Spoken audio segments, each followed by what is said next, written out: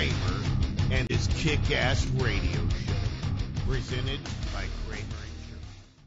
That's right, Master Rigan Machado in the house today, and you know what? I'm going to give a quick little bio. We've got some records here: 365-0 during one stretch, 8 years undefeated, 19 fights in a day, all won by submission. Are you kidding me? The Master Rigan Machado. How are you, sir? I'm doing good. Thank you very much. It's a good introduction. How'd you like that build-up? Pretty good, right? It's good. It's good. When Don King retires, I think I've got a little something for him. I can take it over. Hey, Master Machado, it is amazing having you here. He's an 8th degree red and black belt under Carlos Gracie. Tell us a little bit about your journey into jiu-jitsu. Tell us about, your mom's sister married Carlos Gracie. Is that what happened? Yes.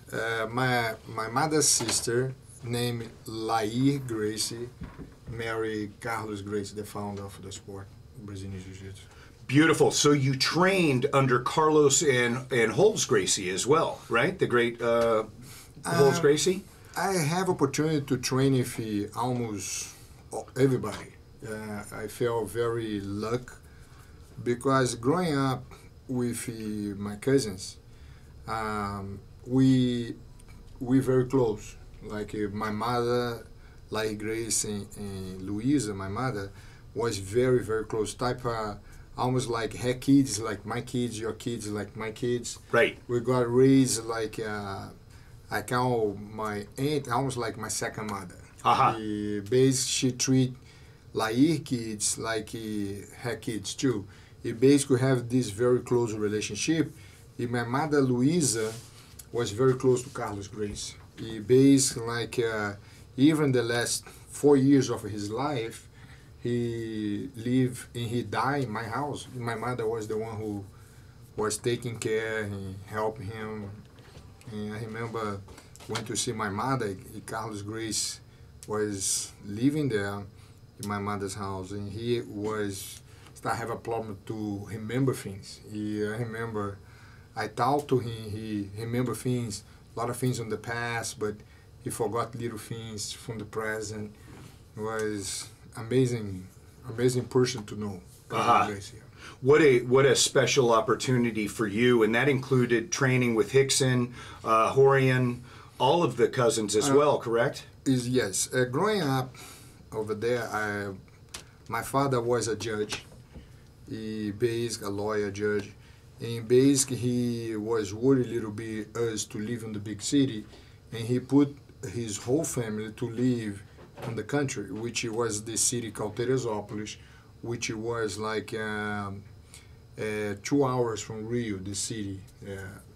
And basically live in a very country, small city named Teresópolis. And over there give us the opportunity to be a kid. He wanted us to have a good childhood, and basically like every weekend my cousins go over there and stay in my house and put this big canvas on top the grass, like a truck canvas, a big canvas, and he start training jiu-jitsu. I love it to watch. You basically have opportunity to little by little be around my cousins. And little by little, I start getting involved by training. And little by little, I moved to Carlos' house in Rio to do a full-time Brazilian Jiu-Jitsu with my cousins. But I have opportunity to train everybody. I have opportunity to train with Rickson. I have opportunity to train Hosian. I have opportunity to train with Hélio, Gracie, Gastão. Amazing. Gracie. I mean, these names that you're Carlos. throwing are just, to people, they're like fantasy names, but to see that you came from that, actually, how amazing was that? And how incredible was that? And you started training at age 5, really, right? I have a little bit. Yes, I start very early, but I have a little. My mother talking to Carlos Gracie. Carlos Gracie was a nutrition, a doctor, and basically she started explaining I have a lot of problems like dyslexia to learning in school and problems to speak. And Carlos try tell my mother, let's try put him to do jiu-jitsu and put him to do the Gracie diet, and I will help him to try overcome all these little problems he have. And that's what he did. He put me to training very early age and put him on the nutrition. And after this, I start getting very close to Carson and Hall's Gracie through my cousin Crowley and Carlos Gracie Jr. And basically, I fall in love. I love to be around the environment because there's so many great athletes, so many people motivate you in training. And basically, I said, that's why I want to do it. I want to move to the big city, and I want to do that as a full-time. And that's what I did around 14 years old. So around 14, you were doing it full-time? Full-time, 6 hours a day from Monday to Sunday. Wow. And that started the spree, didn't it, of 14 to 21 of complete dominance in the Brazilian championships, that every year, at every belt, you took the championship. What an amazing run. It's not much about the competition. It was about the competition was a complement, was the bonus. For me, it was about the day-by-day training at academy. To have this Horse Grace and Carson Grace, I have opportunity to train in both camps, which was the best camp at the time. Basically, like each one have a different method to teach. Horse is very detailed. Do it. Don't waste time. Talk much. And Carson Grace is his method to train is like put you to go to a war. Get used to go to a battle all the time. I remember Hollis sometimes come over here. What you doing right now? Let's go over there. He go to Carson Gracie, which used to be the #1 rival between in clubs now. Horse Grace against Carson Gracie. He said, "Who you have to beat this kid here?" I have these 5 guys in his weight class. Okay, let's do it right now. Let me take a look. It's always put you in challenge yourself to get used to this kind of war environment, this battle. Basically, I have the opportunity to be in this. Sometimes it's funny because the competition was bonus, it was fun, but sometimes it's more difficult to get on the competition, battle in the academy to do, because at the time only 2 guys for weight class couldn't compete for your. You sometimes have 15 guys on your weight, and you have to do a war right over there. The guys you spar every day to pass to go to the competition. You sometimes that training at the academy, that tryout at the academy to get to the competition was so tough. It's like when you go to the competition, say, all right, it's easy now. Right. You know what I mean? Well, you were coming from the best of the best, you know? It was the true, I believe Halls at the time, Carson Grace, at the time was the 2 best clubs. And tell us about Halls, Gracie. You know, he passed away at an early age. Was it a not skydiving, but hang ladder. Hang gliding. Yes. How devastating was that to the family? He was so well respected. Horse Gracie is above everything. He was a great person. Growing up and I was around 16 when he died, but the way he teach. He was not to talk much. He never liked to talk much. But I give you an example. One time I remember have a student on the morning, a real tough guy, nicknamed Ronaldão, which he was a guy with a big neck, natural body build, a monster of strength. And Ronaldão one time on the class on the morning, he said something, I went to training with these judo guys, I choke everybody, judo is not good, and this and that. Hollis was quiet. He just listened. Then I remember the next day, he said, okay, guys, let's start the training standing today. He pointed to Ronaldão and said, Ronaldão, you're going to be my partner. And throw Ronaldão like 20 times. Now let's do stand and continue on the ground. And after this, throw and choke him another 10 times. And Ronaldão was like, wow. It's like basically was destroyed. All right, we're getting back to that. We'll be talking Holes Gracie and a lot more. We've got an 8-time world champion in the house. Jiu-jitsu royalty, everybody. It's Master Rigan Machado. You're listening to Carlos Kremer's Kick-Ass Radio on WSRadio.com. We were continuing about the story with Holes and what an amazing experience, before he passed to be part of his life. Continue the story of this Ronaldão guy. He threw the guy 20 times, and after this threw the guy and choked the guy another 10 times. He was nice because he brought the guy on the corner, right in front of everybody. Said, "Listen here, my friend. Judo is good for us. I don't like you talk about judo that way. Use judo to help us." Right. Because the bottom line, I want to make you a complete grappler. In judo, complete us. I don't like you bad mouth something who help us.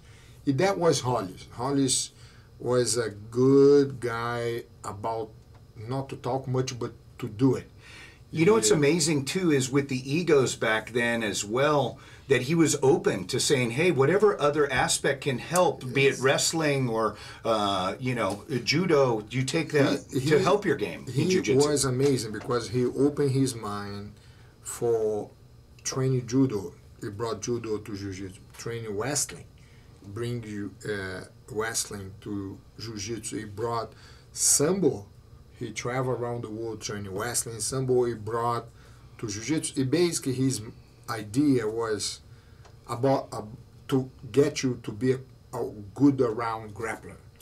He tried to explain jiu-jitsu for us is grappling. You want to be good with a gi, no gi, any type of rules. MMA, judo rules, sambo rules, Brazilian jiu-jitsu rules, anything. That's basically what he tried to teach us.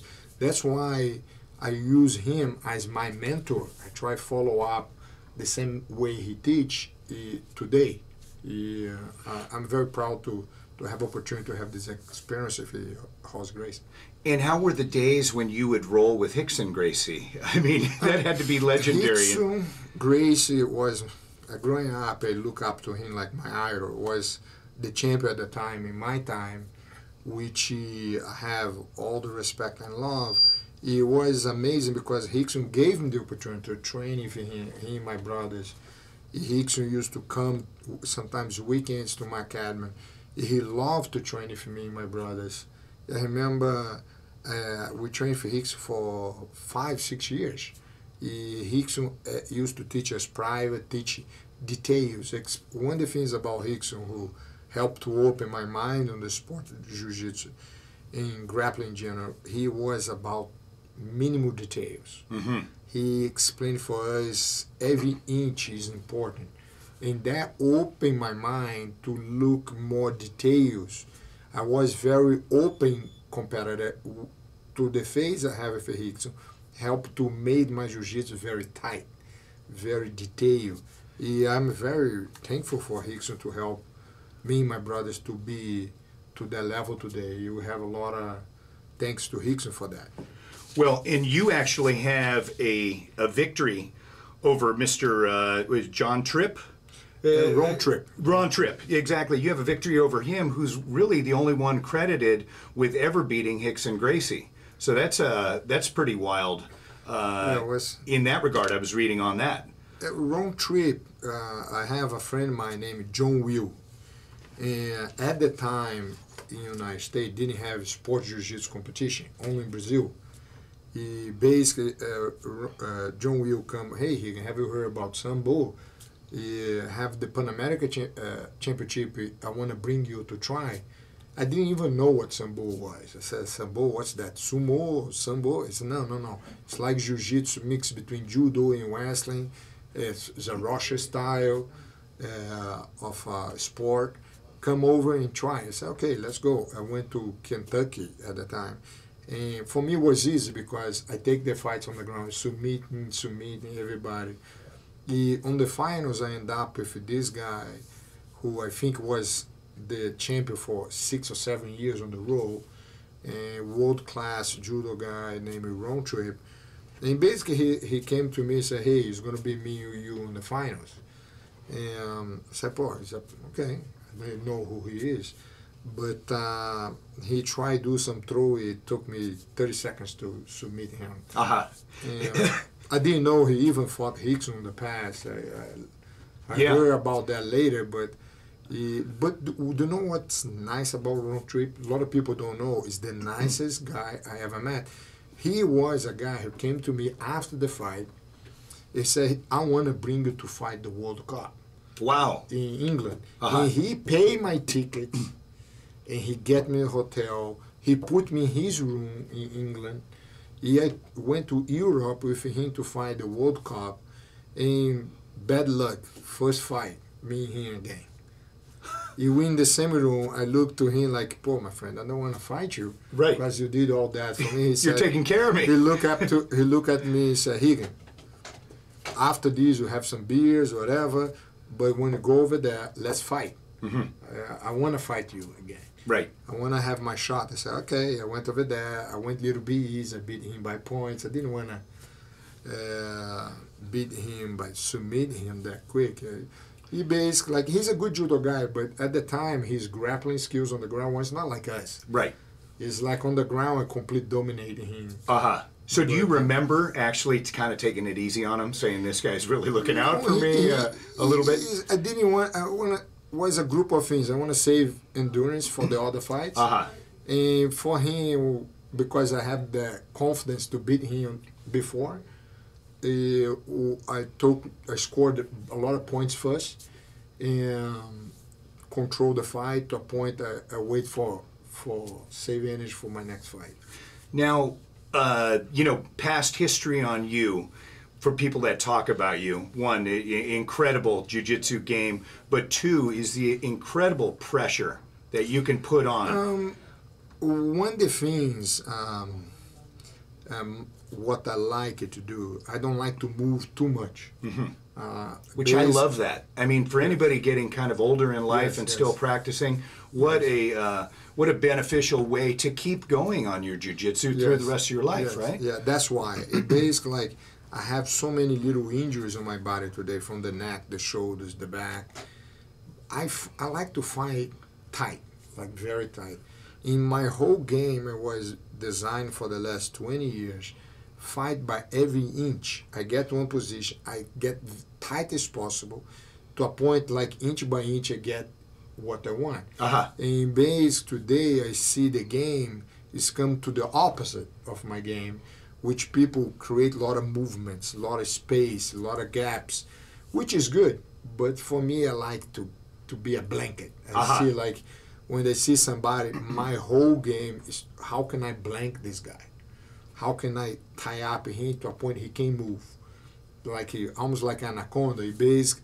That's why I try to do it. That's why I call today this game the blanket jiu-jitsu, which people forget a little bit. People is more about positions, so focused in sports jiu-jitsu and this and that.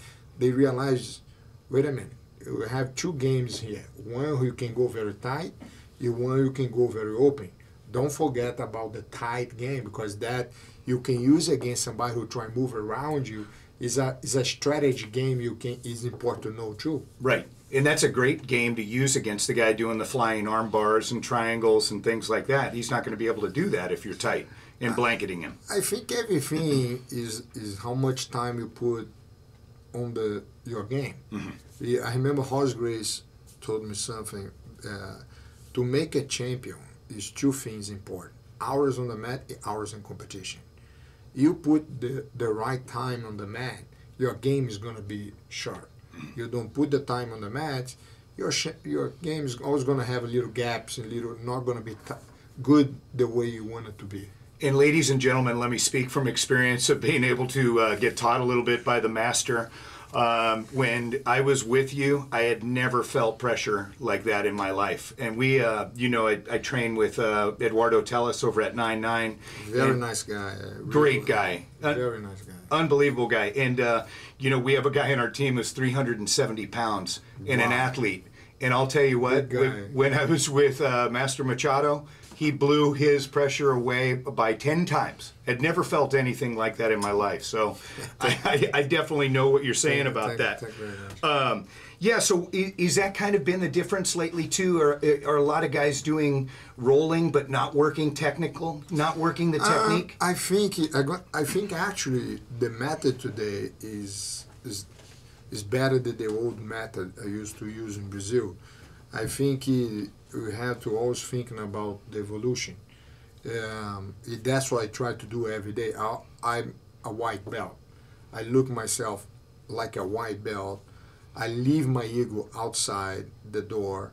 In my philosophy, I want to be a full-time student to always keep update my knowledge, to be sure I keep update the new jiu-jitsu.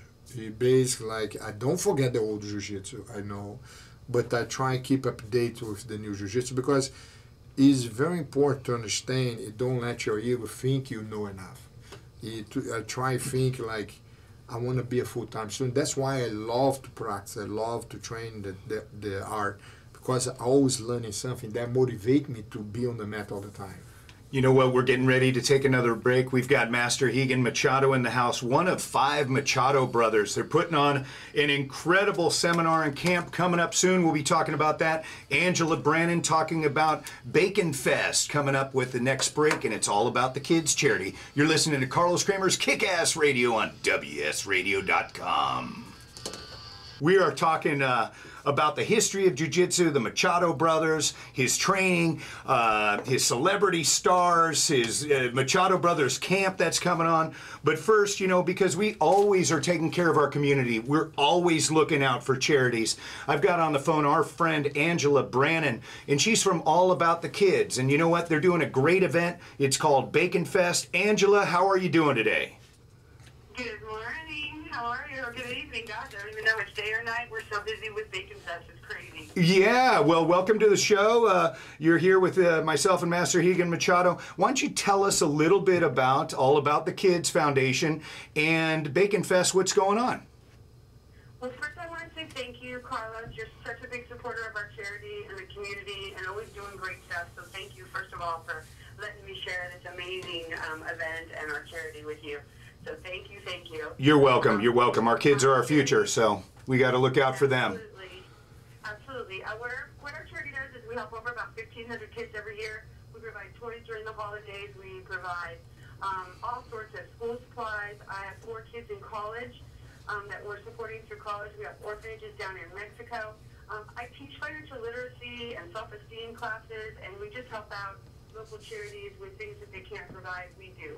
So that's what we do with our charity, and some money from Bacon Fest is going to go to us. Money from each ticket. Bacon Fest is Saturday at the Liberty Station over at MTC Park, and it's going to be an amazing afternoon. It's going to be crazy. Perfect. Tell us about it, and of course the kids getting all the benefits. But this Bacon Fest is going to be fantastic. Don't you have 25 different vendors with different alcoholic beverages, beers, shall we say? What else? Gosh, we have breweries from all over San Diego, and then we've got San Diego's best restaurants that are going to be serving bacon-inspired dishes. And those include jalapenos wrapped with bacon, macaroni and cheese with bacon. I mean, like, amazing things we're going to eat, and then we're going to drink beer all day. So there'll be the beer tasting. That includes, Mike Hess Brewery, Green Flash, Hillcrest Brewing Company. I mean, we have so many. The list is gigantic. And we're going to be jamming with 40 Ounces to Freedom. We're going to be our headliners. Cruz is performing, the routine. So it's going to be an afternoon full of sunshine, beer, and bacon. And you know what? For our jiu-jitsu practitioners and our fitness fanatics, that's called a cheat day. Ladies and gentlemen, if you attend Bacon Fest. Cheat day. Right. Everybody needs a cheat day. It's summertime, I can't believe it. It's already Labor Day weekend. It's crazy. The summer is gone. So we're going to close out the summer with a great day. And, of course, it benefits our charity, which, we can't ask for more than that. And Angela, let us know, how do we get tickets? And then for those who want to follow and support All About the Kids, which is a phenomenal organization, you and Sean Hale taking the control over that. How do we do it? How do we support? To get tickets for Bacon Fest, you go all the information is there. There's a whole week of activities. There's all kinds of events every single night. And then if you want to find out about our charity, you go to it'sallaboutthekids.org and you find out all about us. And we're also on Facebook under It's All About the Kids. All right, there you go. Angela Brannon, everybody, doing big things in our community and nationwide. Angela Brannon, all about the kids, and Bacon Fest coming up. Thank you for being on the show, Angela. Thank you, Carlos, for having me, and have a great, great show. Gosh, I love and listen to everything that's going on in your show, so this is awesome. Well, thank you. As you know me, I've got a great face for radio, so that's what I always say. We can entertain you. Thank you, Angela. Have a great day. Bye. All right, Angela Brannon. We're always doing big things here, Master Machado, for our community. That's really nice. You know, helping out, doing all that we can. I wanted to ask you real quick, you know, on the break we had talked quickly, did anybody mess with the Machado brothers growing up? There had to be an occasional foolish guy who lost a little bit of judgment and possibly did. I actually have one good story here. I remember my cousin, Rigan Gracie. He, before the UFC. And Rigan helped bring the UFC, yeah, right? He's the creator of UFC. He basically, Rigan put this challenge on the magazines, any martial arts like a bet, 10-1 or something like that. And he basically, little by little, when they opened the school in the Valley, people start showing up at the academy and say, okay, I'm here for the challenge. Yeah, try to explain it. We're not the one who put the challenge. But some guy is so crazy, I'm here, I want to challenge you. Yeah, I remember one guy in particular, this big biker coming in a Harley Davidson, stopped right in front of the academy camp. I tried to talk to the guy for almost 20 minutes, but we not want to fight you. I don't want to fight you. Right. But come to a point, like I said, you know what? I looked to my brother, lock the door in Portuguese. I said, lock the door. I have to fight this guy. Let's, put the women and children to bed and lock the door. Like, I take the guy on the ground, I caught him in the armbar, but I think I went too aggressive. He popped his arm out of place. He felt so bad because it was so fast, and the guy didn't know nothing on the ground. It was just a big guy. I took him to the hospital. I said, man, you can't ride your bike. Come in my car. After break the guy's arm, and he's in so much pain because his arm was out of place. And I took him to the hospital, wait for him. They put him on the cast. And it's so funny because we end up being best friends. The guy today is a great friend. But still a great friend. Yes, we still a friend for the 20 years so far. How amazing is that? You know, and it's so great to see these guys who are really street fighters who didn't know any better, right? Coming in, being humbled, and then you build that friendship. It's like what jiu-jitsu does, right? It creates a bond you can't explain. The bottom line is like, on the beginning, people didn't believe in the ground fighting. People believe in the strikes, the punch, the kicks. The UFC was the tool who helped to teach people through, because what Royce did in the first 2 or 3 UFCs, if people start, I need to learn this stuff. Right. That's when jiu-jitsu have a big explosion, and was good for the sport. Jiu-jitsu was good for everything. Well, and it's amazing too. You know, I've seen some statistics that say 90% of altercations wind up on the ground. So you've got to know the ground, and people are coming to that. You know, when UFC first started, they asked Royce Gracie, I remember they said, hey, how does it feel to be the baddest man in the world? And he said, his quote was, baddest man in the world? I'm not even the toughest in my family. And people were like, what? Who is this? And they went into the Gracie family and learned about Rickson and, you know, Holes and the cousins like you and the Machado brothers. I mean, really, really amazing. Such a sport that truly changes lives. Now, Master Machado, you've been to over 50 countries, putting on seminars throughout the world. Tell us a little bit about that and your experiences. I feel lucky because today I can book myself 1 year advance. I just came back from South Africa. I have a big association in 32 countries so far. Wow. And basically, like, I book myself the first 6 months, just America. In the other 6 months, I do a tour international. I travel I love to travel. Based to have a chance to teach jiu-jitsu and have a vacation is amazing. That's great. Let's talk a little bit about the Machado Brothers camp that we have coming up. What is the date for that? I believe it's in Texas, right? So any of our fans out there in Texas? It's going to be in Dallas. I think that's going to be the number 4 camp we put together. So far, right now is considered to be the biggest camp in Brazilian Jiu-Jitsu in the world today. In the world? Yes, wow. It's almost like last one have 380 something people came, and basically I believe this one is going to come close to 500 people, and basically we start promoting right now. It's the only time, because each brother gets so busy, I never see my brothers. I see my brother here, my brother there, but I never see all the brothers together. Right. Carlos, my older brother, who live in Dallas, let's do a camp, and we bring everybody together once a year to do 3-day seminars, and so far it's been real big, very success. Anybody can come and be a part. It's like training, learning from all the Machados. Any belt, any level. Any belt, any level. Man, woman, child. Yes. Basically, even someone like me. Yeah, no, you're very good. I will be there as well. I'm going to make every effort to be there and support. How do people get tickets? How do we? Everything online. You can go to rcjmachadopro.com, and over there they give you all the information. You can sign up online and book your ticket, because we're going to limit the number with the space we have. We have this big space, but I don't think we can going to be able to fit more than 500 people. I think we have to limit the number.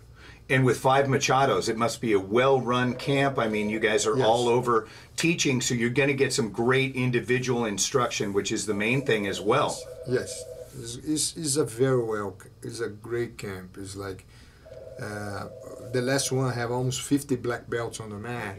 Wow. 50 black belts on the mat. It was amazing. That is incredible. You know what? We are here with the master, Rigan Machado, everybody. Jiu-jitsu royalty, a true pioneer of the sport. We're going to be coming back. He is a trainer to the stars. I'm talking Ashton Kutcher, Vin Diesel, and the rest. You're listening to Carlos Kremer's Kick-Ass Radio Show on WSRadio.com, your leader in Internet talk. Can you talk about the Toro Tacoma and tell us what that is? Toro Tacoma is a project I've been working for the last 9 years. Basically, like growing up in the sport of Brazilian Jiu-Jitsu was no money for the athletes. The sport is pretty big, but we're losing a lot of the top competitors to go to mixed martial arts. I just saw an article on Buchecha that was maybe leaving due to that as well. It's very sad, because we have these amazing heroes on the sport, because the sport is no money. There's no money for the athletes. I try to change that. My whole life I want to give the opportunity for people making money. I want to make the jiu-jitsu to go pro. It basically, I end up in Beverly Hills to to have a partner. He was one of the pioneers on the work for Fox Sports. He helped bring Fox Sports all over the world. He became a promoter in boxing with over 200 fights. He did a lot of business with Don King, with promoted fights for Mike Tyson, George Foreman, someday. We end up friends, and we end up partnership, and basically create a dream team. The right producer, the right group of lawyers, the right market company, and the whole structure being designed for the last year to promote first the amateur level to understand 100% what we're doing. The thing I change, I send 10 guys for the EBJJF, for the NAGA, for Grappling Quest, for some of the 5 best events. And they come back because these people specialize how we can bring the sports jiu-jitsu for TV. Because I believe TV, sponsorship, ticket sell. Right. And basically, the goal first is to get to TV, because we get to TV, we can bring the big sponsors, the big boys, because we have the right exposure. And by bringing the big boys, we can create big events, like same like events like the size of UFC, to bring people to watch the event. But we need to understand how to put jiu-jitsu in TV have to change a lot. Yes. We need to get very aggressive. We need to shrink the time. And that's what I'm doing. I try create these aggressive rules for the Toro Tokuma, which mean in Japanese mean the bear and the tiger battle. Great name. Yeah, this is not a federation, it's not association.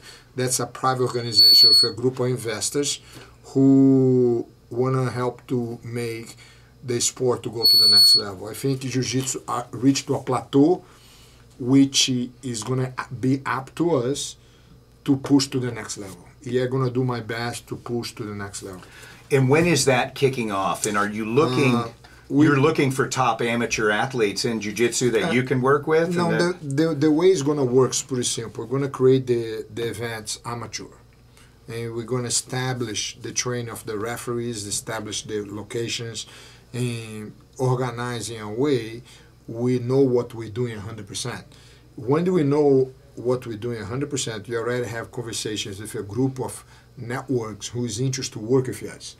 And basically, we're going to create the shows, the Toro Tokuma Grand Prix, which is going to be events in 4 or 5 different countries. And the professional athletes who go to the amateur events to qualify to go to the pro, because it's not going to be by invitation. Any competitor who want to get to be pro, they have to build himself on the rank on the amateur to be qualified to go to the contract with the pro league. In all types of divisions, all types of ages as well? Or it's gonna have the all levels, from white to blue, purple, brown, black, in different divisions. But the ones who are gonna be in TV is gonna be only the black belts. Right. But we're gonna obviously have, the most exciting of we're that gonna everyone have must a see. pro for all the division, but for TV, we're only gonna have the pro for the black belts. Now, we're going to look forward to that as well. Master Machado, tell us a little bit about your academy in Beverly Hills. I mean, you are the trainer to the stars. I mean, Ashton Kutcher, Vin Diesel, the late, great Paul Walker. Tell us a little bit about your relationships with these celebrities and their game. It's pretty simple. To open academy is for me is easy. I can open academy, create a basic market. You reach between a couple hundred, maybe 300 students, depending the location. But I always want to do something different. In basically, I got a friend of mine who is an investor from Texas. He came to me, I want to open a school with you and another friend of mine, which he teaches Sistema, named Mark Wheeler, who is a fantastic style of martial arts. We become partners. The investor asked me, where you want to open an academy? I kind of joke around, I want to open Beverly Hills. He looked at me, okay, Beverly Hills it is. I didn't take serious in the beginning. Right. Because I didn't know have a place to open a school in Beverly Hills, because Beverly Hills have a lot of problems to parking, but he found the location. Wow. He found the location, and 3 months later we have the school. I was kind of scared in the beginning because I didn't know what Beverly Hills market for this type of business is. But my first student was Ashton Kutcher. And Ashton Kutcher was an amazing guy. What I love about that guy, his background as a wrestler is fantastic. People don't know that either. Yeah. Did you say 9 years as a wrestler? He wrestled all his life. His brothers wrestled. And basically, when he came to me, he looking for a place to train in wrestling, but in Beverly Hills, no much place to train in wrestling. And what's closer to wrestling was Brazilian Jiu-Jitsu, another style for grappling. And he started training, he fell in love. He is fanatic about Jiu-Jitsu today. He trains anytime he have a chance. He's a very busy guy. He trains Jiu-Jitsu. The other celebrities come little by little. I have a great friendship with Vin Diesel. Vin Diesel is the most busiest man alive. Right. How's Vin's game, by the way? Vin Diesel is a strong guy. Man. Yeah. He's so strong. I was impressed as a guy. Even I'm a big guy. I go around, cross his body. He can push me. It's like bench press. I was so impressed how strong his upper body is. Huh. It's amazing. I think he have time to fight jiu-jitsu. He have a chance to develop amazing game for Brazilian jiu-jitsu. The problem with Vin Diesel, he's so booked to do movies left and right. It's crazy. Now, you've done some movies as well, and currently in that as well. Movie for me is like go to Disneyland. I have the best time ever. I love the business. I have chance to get involved in the business. I will, because it's fun for me. I produced my first film, with a comedy, horror comedy, who's coming out next year. I get ready to start, try to do the next one. I love it. It's a Disneyland for me. Disneyland, you're so busy as well. You've got so many things going. It's an absolute honor to have you. Any way that the fans can keep in touch with you? I know you have a Facebook page as well. Yes, I think right now you guys can contact me in my academy. That's the easy way to. You can go to the academy of BeverlyHills.com and get any information. Contact to me anytime you want. Master Rigan Machado, it's been an absolute pleasure having you in studio tonight. Amazing jiu-jitsu royalty, a legend, a true legend in the sport. It has been amazing to have you, and thank you so much. It's a pleasure. Thank you very much, Carlos. All right, everybody, another edition of Carlos Kremer's Kick-Ass Radio coming to a close. We had the man, the myth, the legend, Master Rigan Machado in studio. You're listening to WSRadio.com, the worldwide leader in Internet talk.